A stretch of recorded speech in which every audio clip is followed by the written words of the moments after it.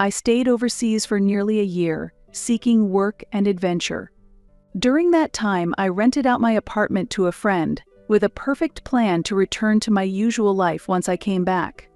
However, in reality, the friend living in my apartment got married and moved out, leaving it vacant for the past 6 months. After a long flight, I thought I could finally relax in my own space, but my life quickly took an unexpected turn. The first thing that felt off was an unfamiliar pair of sneakers sitting on the shoe rack.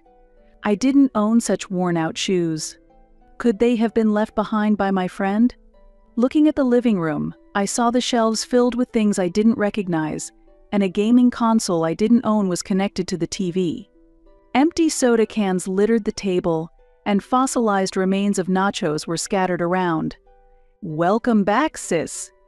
Clarissa's voice came from the kitchen as my younger sister casually walked out like she owned the place. "What are you doing here? Why are you in my apartment?" I asked, trying to stay calm, though jet lag made it hard to process the situation. "Oh, didn't Mom and Dad tell you?" "I'm staying here for a while. It's temporary." Clarisse spoke as if it were no big deal. I dropped my bag on the floor and glared at her. "You've got to be kidding me. This is my apartment." Clarisse shrugged. "Well, you were gone for so long and Mom and Dad said it'd be fine. I didn't think you'd mind." My blood pressure shot up instantly. "Didn't think I'd mind? You moved into my apartment without asking? And that's your excuse? How long are you planning to stay here?" Clarisse scratched the back of her neck and avoided my gaze. "Foon, I'm not sure yet. I've been unemployed for a while, so probably until I find my next job." Anger surged through me. Not only had my sister invaded my space, but even my parents had made this decision without consulting me. I immediately pulled out my phone and called my mom. After a few rings, she answered. "Welcome back, Audrey. How was your flight?" "Mom," I said, trying to keep my voice steady. "Did you know that Clarisse is living in my apartment?" Mom hesitated for a moment. "Well, yes. We thought it would be fine. She needed a place to stay while you were away. It's just temporary. You didn't ask for my permission." I exploded in anger. "Don't overreact. She's your sister. Families help each other, don't they? Does being family mean you can ignore someone's boundaries?" I hung up before I could say something I'd regret and turned to Clarisse. "You need to leave by the end of today." Clarisse looked genuinely upset. "Where am I supposed to go?" "That's not my problem." But Clarisse made no move to leave. Instead, she started making a sandwich in the kitchen and then sat on the sofa, as if it were her own home. I didn't know what to do. I couldn't physically force my sister out, but I wasn't willing to leave things as they were. That night, as I lay in my bed for the first time in a year, I listened to the sound of Clarisse's video game leaking from the living room. This was not how I had imagined coming home. I couldn't believe my parents had approved this. Clarisse had always been their favorite. The child who could make mistakes and still be forgiven. Since we were young, Clarisse had been treated as someone special in our family. At a sports day event, when Clarisse fell and cried, our parents delayed watching my turn to comfort her. I ran my race alone, finishing third, but no one congratulated me. In middle school, when Clarisse failed a test, our parents gently said, "You're just not good at studying," and got her a tutor. When I scored A, they scolded me, saying, "You could have done better," and restricted my extracurricular activities. In high school, Clarisse broke curfew to go to the mall with her friends, and our parents laughed and said, "Did you have fun?" When I was just 5 minutes late, I was grounded for a week. Even when she used Dad's credit card without permission, they forgave her, saying, "She's learned her lesson." But when I bought stationery, my allowance was reduced.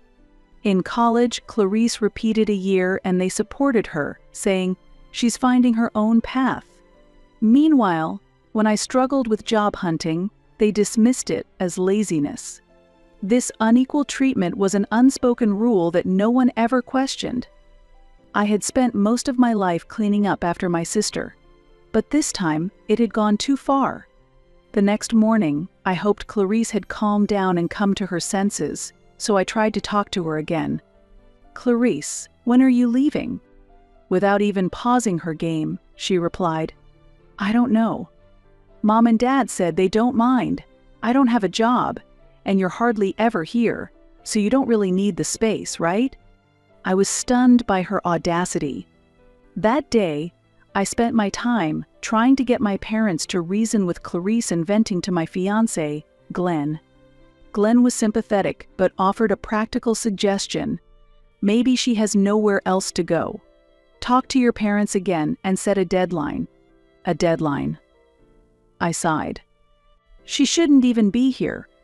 Well, you can't just throw her out on the street, Glenn said reasonably. I knew he was right, but I still wanted to throw all of Clarice's belongings out the window, even though I knew I couldn't. As time passed, it became clear Clarice had no intention of leaving anytime soon. That evening, I called my dad, hoping for a more rational response than I'd gotten from my mom. "Dad, about Clarice, I need my space. This is my apartment. Why didn't anyone consult me?" His response was blunt. "Because we knew you'd say no." I was speechless. So they knew I would object and went ahead anyway. After hanging up, I paced my apartment, fuming. Clarice had turned my home into a mess and taken over my life. And my parents seemed to think I had no right to be upset, because family helps each other. This wasn't a problem I could solve in one day. Clarice showed no signs of leaving, nor did she make any effort to search for a home or a job. My family stood firmly on her side. This was only the beginning, but I intuitively knew this wouldn't end well. The next few days were filled with tension. Arguments and passive-aggressive exchanges with Clarice became a daily occurrence as she continued to occupy the sofa like a permanent fixture. The apartment, once my sanctuary, now felt like a shared prison with an inconsiderate cellmate. Whenever I tried to reason with her, Clarice responded with indifference or flimsy excuses. "I'm looking for a job," she'd say while scrolling through her phone, or "I have nowhere else to go," she'd reply, sprawled out on the sofa. Breadcrumbs littered the cushions. While I was at work, she seemed to spend her days lazing around the apartment. Every night, I vented my frustrations to Glenn over the phone. "She's impossible. She's not even trying to find another place or a job." Glenn sighed. "Audrey, I get that you're frustrated.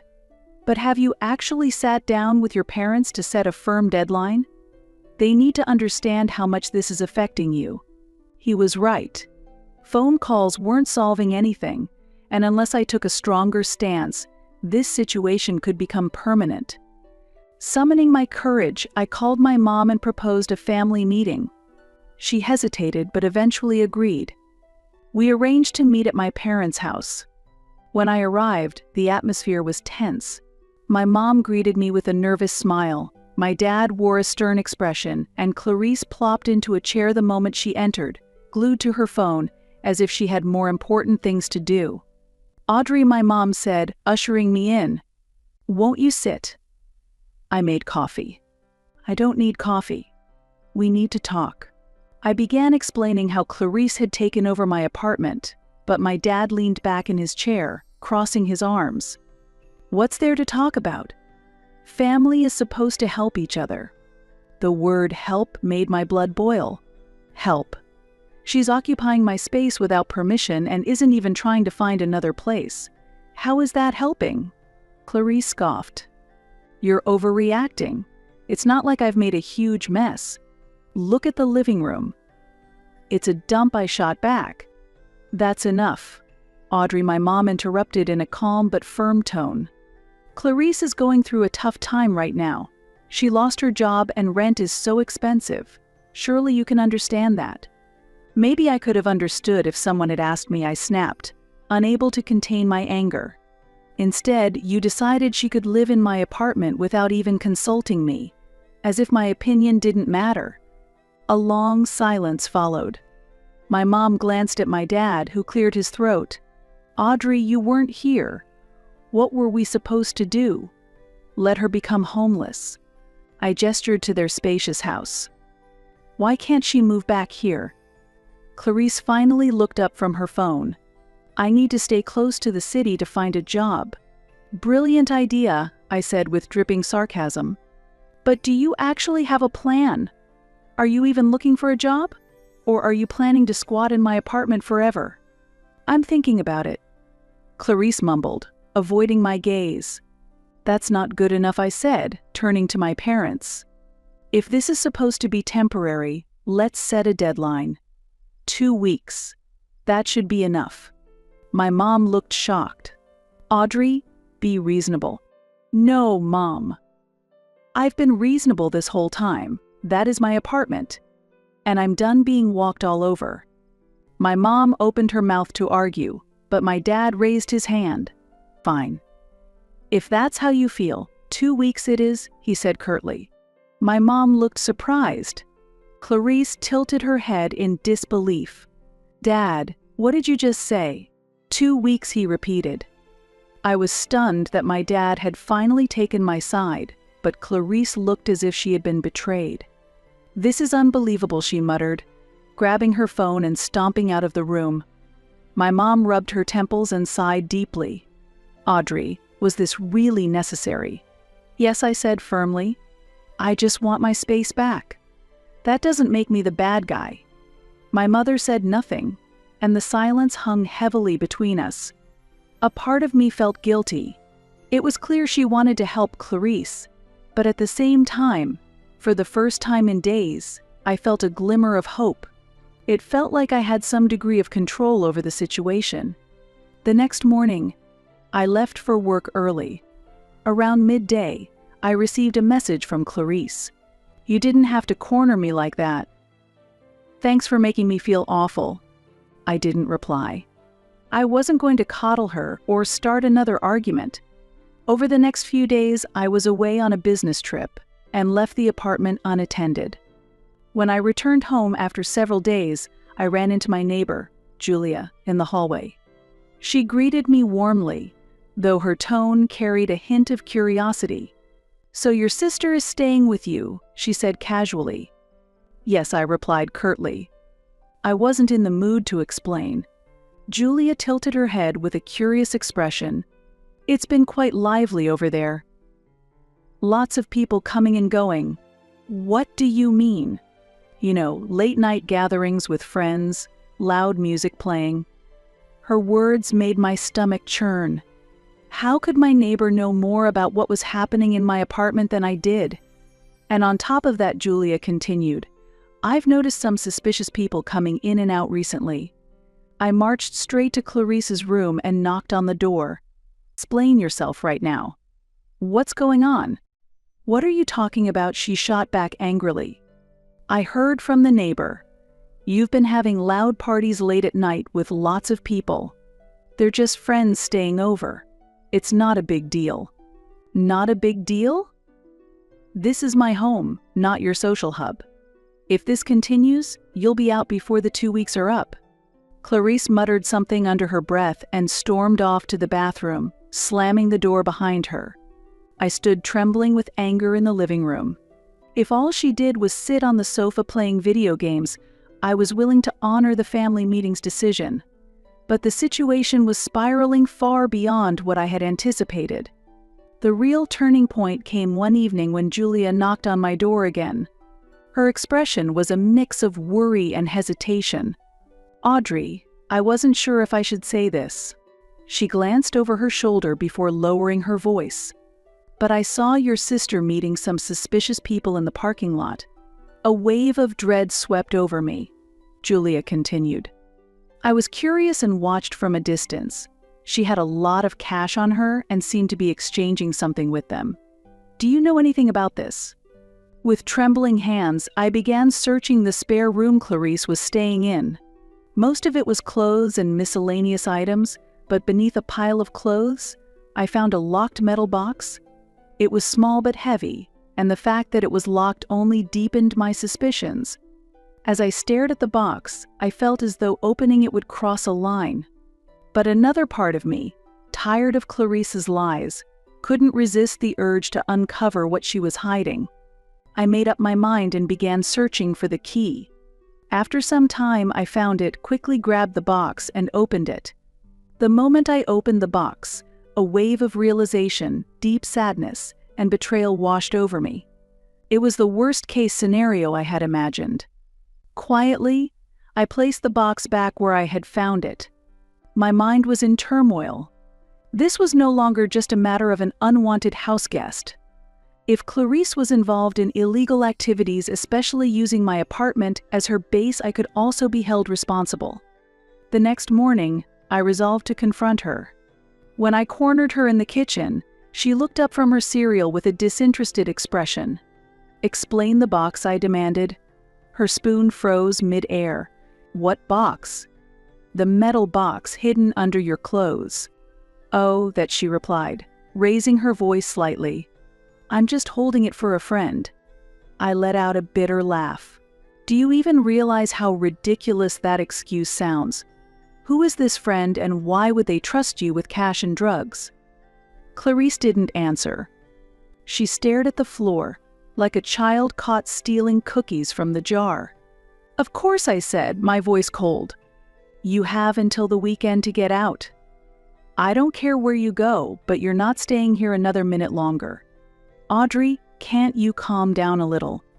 I'm setting boundaries and enforcing them." I cut her off firmly. "There are no second chances."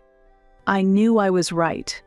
Clarice had crossed far too many lines, and I could no longer enable her behavior. Still, a small part of me felt conflicted. She was family, and while I hated her actions, I didn't want to abandon her completely.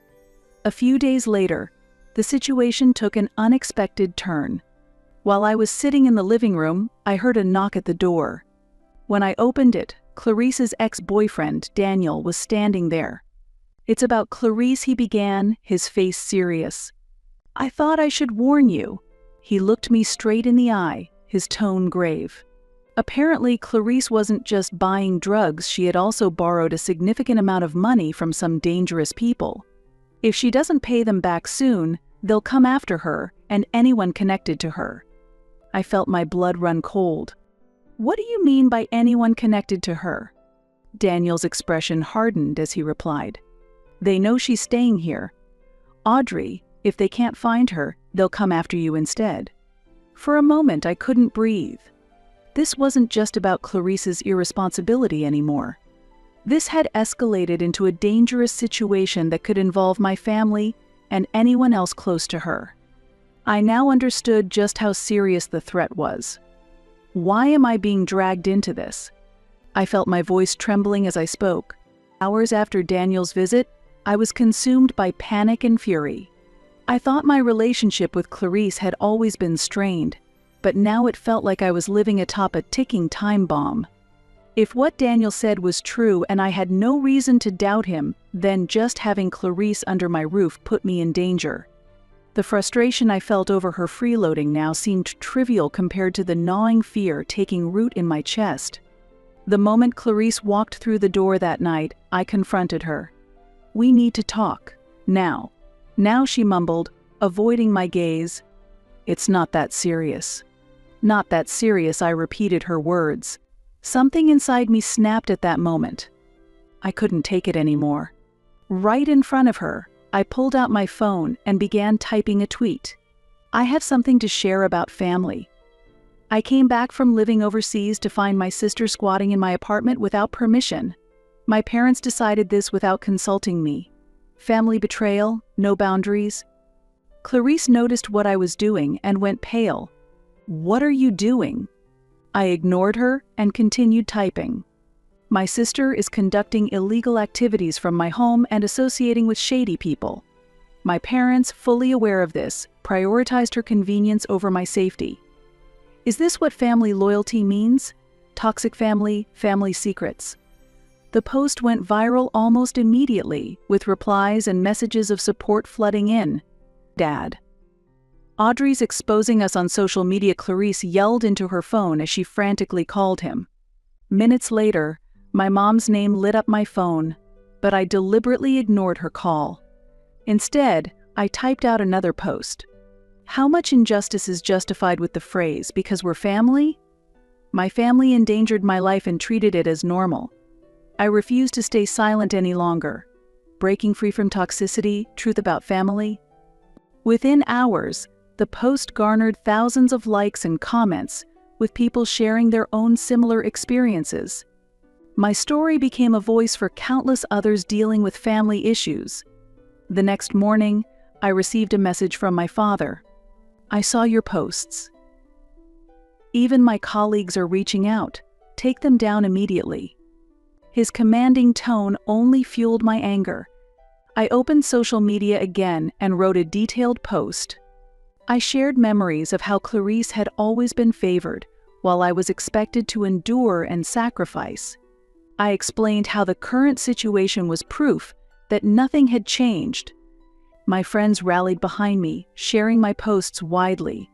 Even acquaintances of my parents reached out, expressing their surprise and sympathy. My mom called me in tears. "How could you do this?" "Airing our family's dirty laundry." "Mom, the shame isn't in exposing the truth. It's in behaving this way in the first place," I replied firmly. She was speechless. Glenn was worried about the fallout but stood by my decision. "Sometimes, exposing the truth is the first step toward real change," he said. The public reaction to my posts exceeded my expectations. I received messages from people who had suffered under similar family pressures, thanking me for giving them courage. My posts became a small spark shedding light on the darker aspects of family dynamics. Most importantly, my actions had an impact on my family. For the first time, my father, concerned about his professional reputation, began to reflect on their behavior. My mother, shaken by the reactions from her friends, began to realize the need to reassess her relationship with me. Clarice, unable to endure the mounting criticism flooding her social media accounts, left the apartment before the weekend arrived. It was clear she could no longer stay comfortably after everything that had happened. After she moved out, I went to the police. I reported Clarice and the illegal activities of those she had been associating with. Her exact whereabouts remain uncertain, and it seems she hasn't been apprehended yet, but it's likely only a matter of time. Sometimes I've learned the most effective form of retaliation is simply telling the truth. The days of staying silent to protect my family's reputation are over. I wrote one final post. Family is important, but only when mutual respect for each other's boundaries exists. If you're reading this and suffering in a similar situation, know that you are not alone. Truth about family, the start of change. This experience taught me a lot about my relationship with my family. Sometimes, trying to help those you love can put yourself in danger. And sometimes, the hardest decisions are the right ones to make.